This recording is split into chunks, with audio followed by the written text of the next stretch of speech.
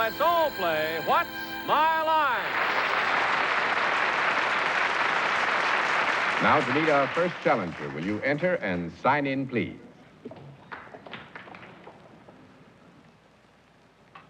Patsy T. Mink, right? That's my mother. First woman of color to be elected to Congress. Do you have a title other than Mrs.? Yes. Do you spend a lot of time in this country, in the United States? Yes. Her most significant accomplishment is Title IX, which forever transformed athletics in America. And it almost didn't happen because of me. It was sort of a chartreusey mustard color, if I recall correctly. A Ford Pinto. We got in the car to go see Woody Allen's movie, Love and Death. I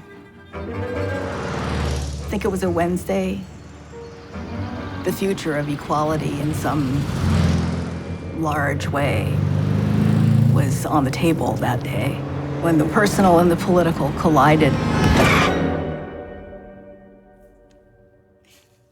Are you ready to go there? The story has a great ending in Washington, D.C., on Capitol Hill, but begins in the Hawaiian Islands at the turn of the 20th century. By the time my great-grandparents arrived, Hawaii was a territory, so it was part of the United States. His name was Gojiro, born in Japan. Recruited to work for a sugarcane company on the island of Oahu, essentially indentured. Couldn't stand the working conditions, so he jumped his contract. He was the first of a long family tradition of taking a stand against injustice the only way he knew how. As my great-grandparents, you don't know what your children might produce in the next generation or the generation after that. December 6th, 1927. They named her Patsy Matsu Takemoto.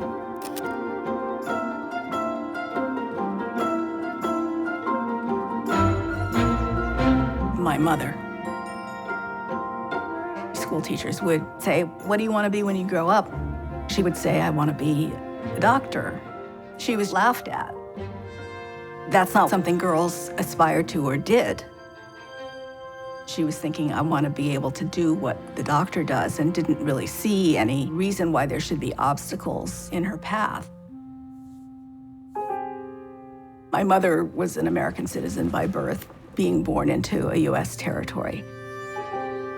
By the 1940s, with World War II, the open discrimination of Japanese Americans, second-class citizens who needed to be surveilled and restricted, that was really, really upsetting for her.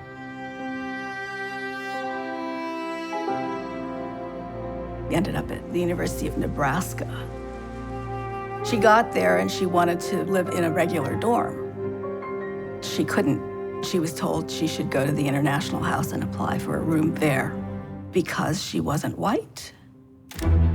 Something needed to be done, so begins to mobilize an anti-racism campaign, make speeches, published letters to the editor in the school newspaper.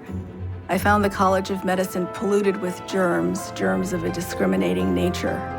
I found that the dormitories were not open for people like myself. I found that affiliation with sororities and fraternities was impossible for anyone with skin any darker than the superciliously arrogant whites. Patsy Takemoto, age 19.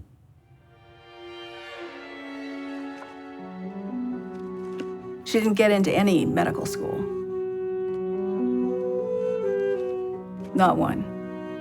She said in some cases was explicitly told she was denied because she was a woman. She was profoundly disappointed. She wanted to change the whole system. She thought, why don't you try law school? You are an advocate.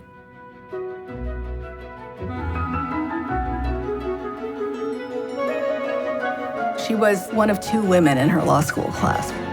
That's my mother.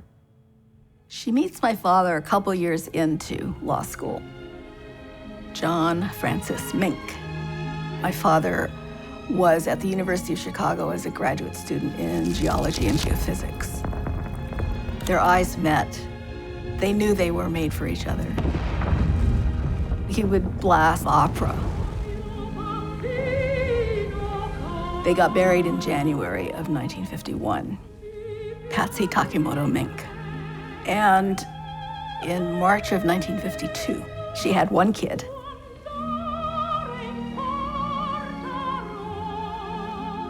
Which was me, Wendy.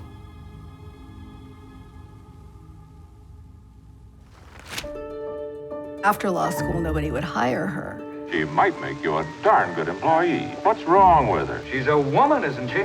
She said, I'm going to have to find a different path. If a law firm had been willing to hire her in Chicago, she wouldn't have gone back to Hawaii. If I can't get hired, I'm going to run for office. There was just no stopping her. Now, at this point, Hawaii was a territory. So in 1956, she ran for the Territorial House of Representatives.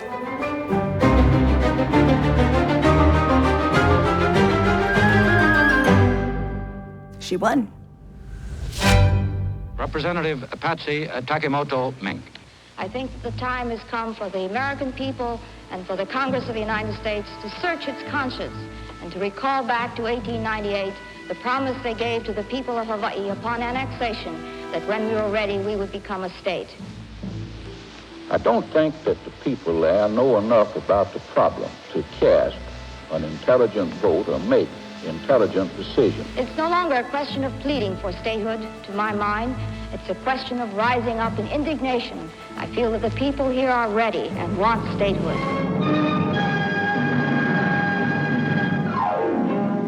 Hawaii's voters, faced with the first opportunity to participate in the nation's government, responded with a record ballot cast by 93% of those eligible. When statehood was declared, this was her chance to go to Washington.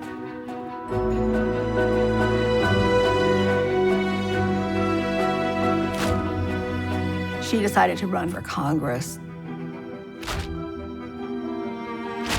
It had been a nasty race, an expected reaction of people who were used to certain social norms. Politically, men had all of the power. It was entrenched. Men made them laws. A whole social system was against her. They would come up to me at rallies and, when was the last time your mother baked cookies for you? If you need to go to a party tomorrow, does your mother have time to take you to go get a dress? She was somehow an inadequate mother. Election time in the 50th state. Democrat Daniel Inouye, Japanese-American war hero, will represent the new state in Congress to influence the course of Hawaii's development for years to come. The campaigning is in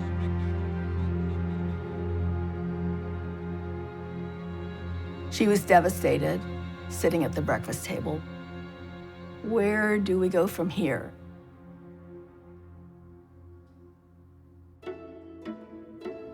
The Democratic National Convention in 1960, my mother was asked to give one of the speeches in defense of civil rights. And down there on the floor, addressing the convention in support of the Platform Committee recommendation on civil rights, is Mrs. Patsy Takimoto Mink. When she started speaking, people listened.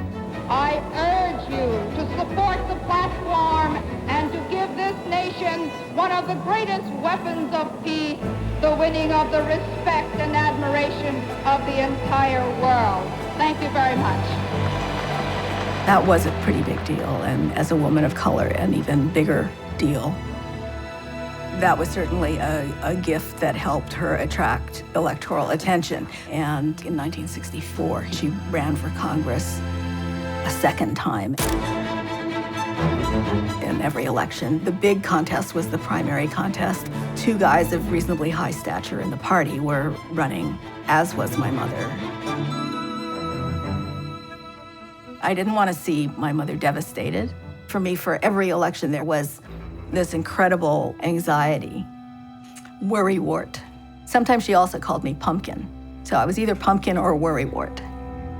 I was worrywart that night. I was so anxious that they left me at home election night. My father, the numbers guy, kept reading the printouts of various precincts. Every time he read one, he'd call me.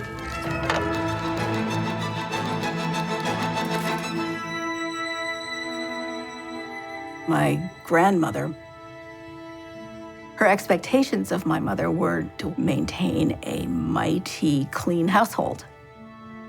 She didn't expect my mother to go on and get a law degree or enter politics or become the first woman of color to be elected to Congress. Yeah.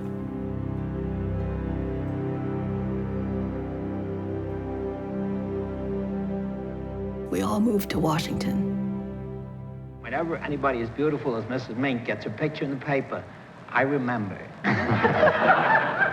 It's wonderful to have you here. It's wonderful to have such a, as Bennett says, beautiful representative of the state of Hawaii. It's a beautiful state, and it deserves you, ma'am. Thank you very much. Thanks very much for being our guest. Immediately, she got to work. We do have a national responsibility to speak for the women in the country. And so I have assumed that role. No matter how excluded they have been in the past, the individual does count, and we can make an impact. Her most significant accomplishment is Title IX, which prohibits discrimination against students on the basis of sex. It's not actually new language, it's borrowed language from the Civil Rights Act, which didn't cover gender equality in education. It's the Education Act amendments of 1972. I don't think anybody knew the full effect of those 37 words. Richard Nixon signed the bill into law shortly after the burglars broke into the Watergate.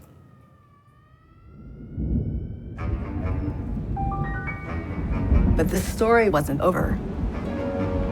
Within months of it becoming law, they became fully aware that there were pretty big implications, specifically for athletics, which led to the enraged awakening of the male athletics lobby.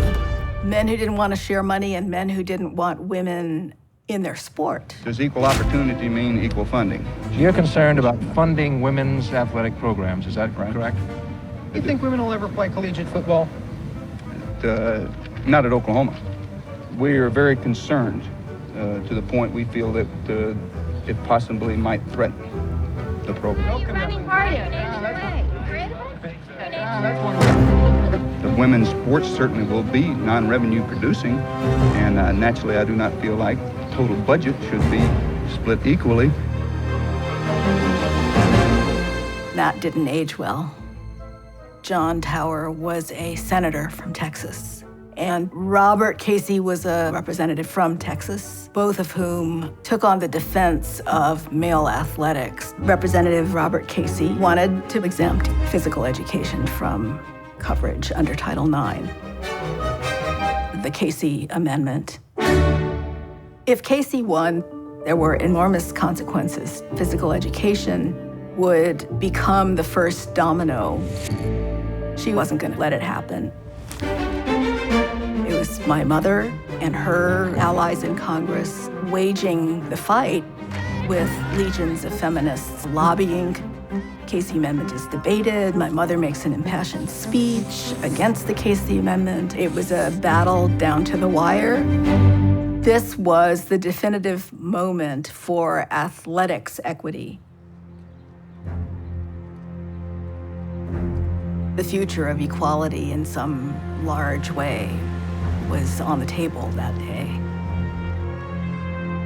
The vote gets underway.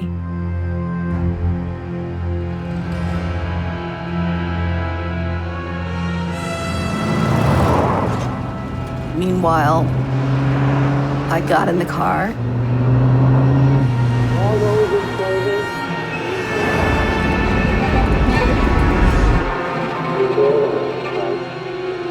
An oncoming car crashed into us.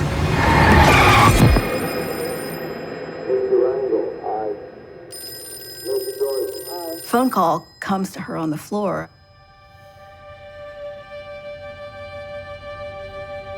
Your daughter's unconscious in intensive care.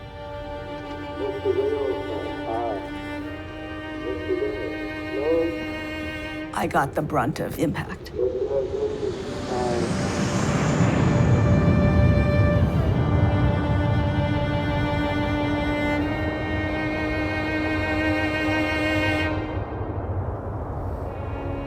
The ultimate family versus career moment.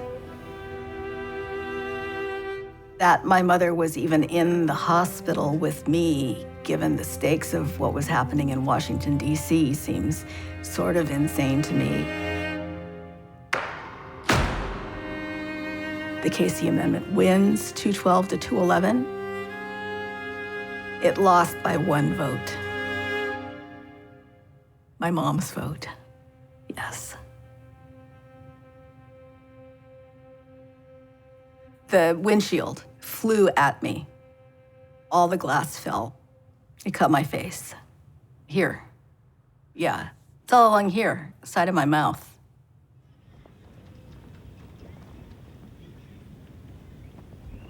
I'm sure the male athletics lobby were celebrating on the night of the 16th, but things were happening.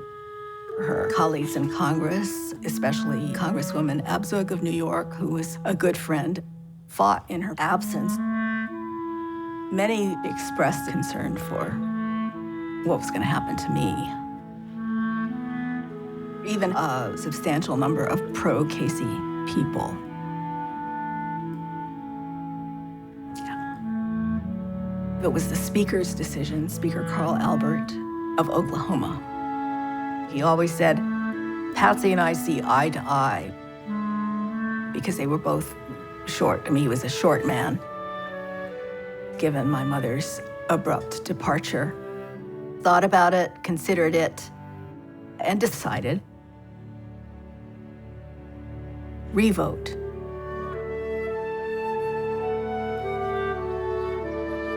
Many on the other side came around. So in the end, 215 to 178 in favor of deleting the Casey Amendment from the Education Appropriations Bill. My mom won, girls and women won, feminists won, yes.